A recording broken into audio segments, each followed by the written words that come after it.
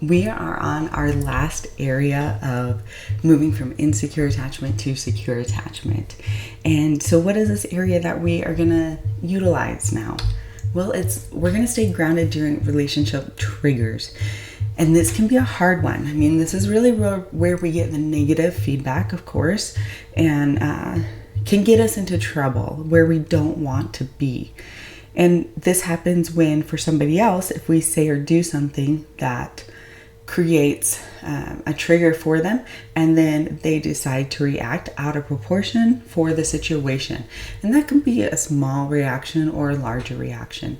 Or it's when somebody does something or says something to us and we overreact. We're out of proportion to what the situation is at the moment. And when we find out that we do this, it's so important that we start looking inward and we start realizing what is going on in the inside and why am I reacting this way? And how do I change those behaviors or those responses, right? To not get those behavioral choices that we're making. And we can do this in the relationship that we're currently in, if we're in a healthy relationship. And even if you both have issues, right? We all can have problems in life, and we can work on it separately and we can work on our problems together. Now, if you're in an unhealthy relationship, it's probably a good idea to remove yourself from that relationship, whether that's a friendship or a partner or a family member.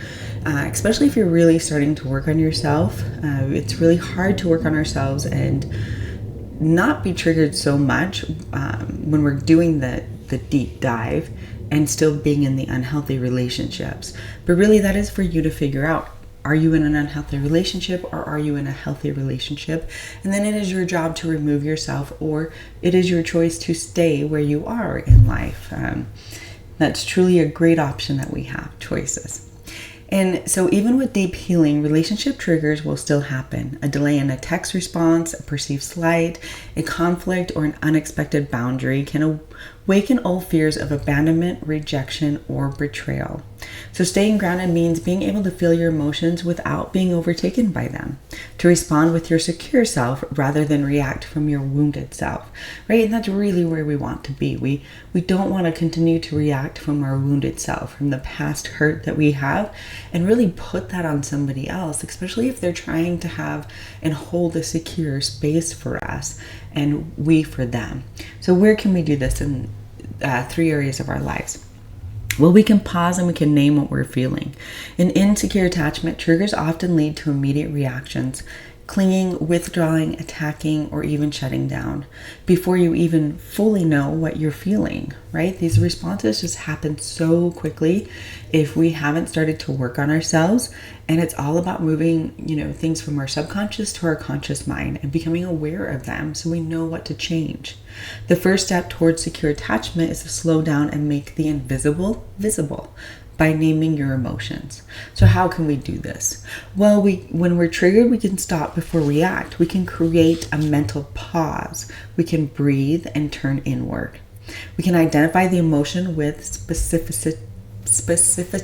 Sorry, words are hard. So we can go ahead and say, I'm upset, but try, I feel anxious that I'm being ignored, or I feel scared that I'll be abandoned. So just like with SMART goals, they start out with specific and measurable. Really important that we're specific and measurable in this as well, so we understand where we are coming from.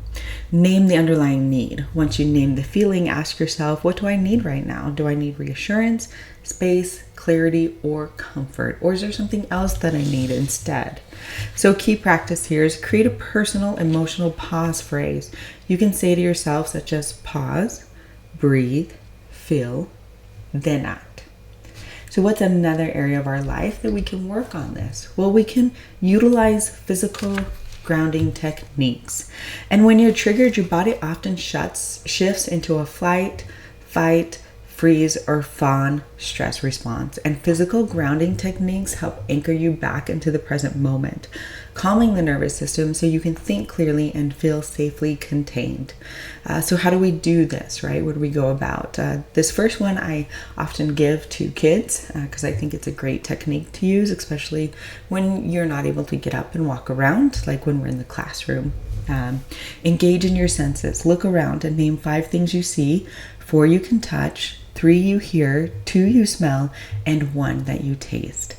And we can also move our body gently. So that means we can walk, stretch, squeeze a stress ball, or hold something textured like a stone or a piece of fabric to bring awareness to your body.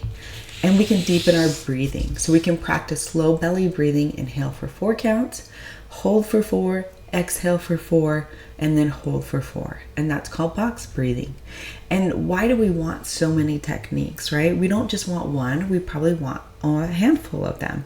And the reasoning behind that is you can't always get up and walk if you're in a classroom, if you're, in a work meeting, if you're in a situation at home that needs your immediate attention. We cannot just get up and leave those situations at times. But when we can, we'll use our walking techniques or, a cold plunge or something, grounding outside with the grass, something else that you can do. When we can't, that's when we use the breathing techniques or the things that we can see and taste, and even choose something of a color in the room and find all those colors that are there. So that's why it's important to have a few techniques for yourself, and it's important to kind of try them out before you actually have to use them so they come naturally to you, and you don't have to really think hard on using them. Another one is to create what your safe space would be in your own mind, right? Where would we go if we were to feel safe, so we can utilize that when we can't get up and move. And of course, if we can get up and move, we can use all of these if we need to. So a key practice is have a grounding kit ready. Small calming items like essential oils, a grounding stone, or a favorite playlist that you can use when you feel destabilized.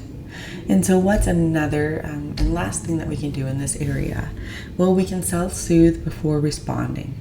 When we react to a trigger without soothing ourselves first, we often speak or act from a place of fear, not security. This can unintentionally escalate our conflict, reinforce old patterns, or leave us feeling ashamed afterwards. And secure attachment means learning to calm yourself internally before engaging externally. And it's really important that we understand that we are the only ones that can self-soothe ourselves. We hopefully teach this to our children when they are younger so they can utilize it when they're in elementary, teens, and into adulthood. But if we haven't really learned it, we need to learn how to do this. Nobody else can self-soothe for you. You need to do it for yourself. So how can we do this going forward? Well, we can validate our feelings. We can remind ourselves that our emotions are valid even if they are intense. It's okay that I feel hurt, and it's okay that I feel anxious. Offer yourself comfort. Use words, touch, or rituals that bring you calm. You might say, I'm here for you even when this feels scary. And you might place your hand over your heart or imagine being hugged by your higher self. And respond only when you feel centered enough. If needed, take space before replying to a text, confronting someone, or making a decision, which I always agree 100%, or a work email, right? If it's too much, we need to pause and leave it be and then come back to it and make sure emotions are out of those things. It's okay to say, I need a moment to process before I respond. So key practice here is make a habit of checking in with yourself. Am I responding from fear or from self-trust right now? So what's the final thought on all of this? Well, staying grounded during relationship triggers is definitely not about suppressing your emotions at all, but it's about holding your emotions with care so that you can respond in a way that builds deeper connection rather than reenacting old wounds. And each time you pause, ground, and soothe, you move a little further from insecurity and a little closer to the safe, stable, secure connection you deserve. Remember, all of these areas and all of these tools take time. They take time to learn, they take time to remember in the moments, and they take time to continue to utilize. And time is something that sometimes we don't always have, but we do need to utilize, and that's okay. So here we are at the comment section. Do you have grounding tools that you use when you're triggered in relationships? And Are they working for you? Are there different ones than I mentioned in this video? We would love to hear them. Are you having a hard time with this? Have you used some techniques that just aren't working for you and you need some new ones? Or have you not even started on this path yet and you're just realizing that you need to? Drop a comment below. Let's get the conversation started.